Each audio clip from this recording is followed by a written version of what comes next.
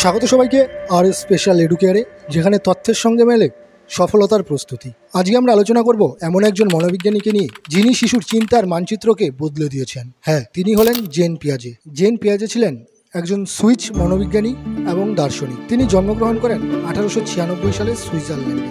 শৈশব থেকেই তিনি ছিলেন প্রকৃতি ও বিজ্ঞানের গভীর অনুরাগী।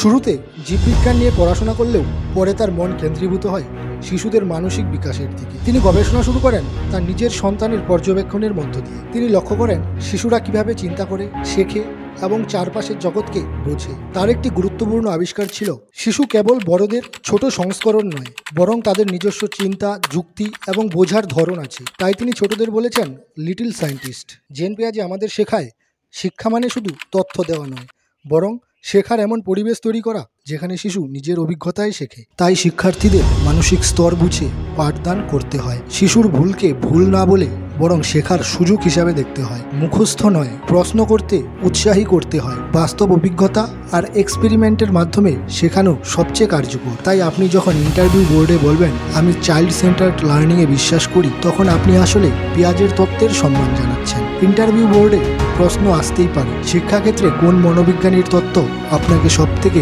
প্রভাবিত করেছে? আপনি তখন তো বিশ্বাসের সঙ্গে বলবেন, স্যার আমি জেন পিয়াজের মতে বিশ্বাস করি শিশু তার অভিজ্ঞতা থেকে শেখে। আমি এমন এক শিক্ষাদান পদ্ধতি চাই যেখানে শিশু বুঝতে পারে, প্রশ্ন করতে পারে এবং ভুল থেকে শিখতে পারে। এই উত্তরেই বোর্ড বুঝে যাবে যে আপনি একজন সচেতন ও আধুনিক চিন্তাধারার শিক্ষক। তবে পিয়াজের তত্ত্বে কিছু সমালোচনা রয়েছে।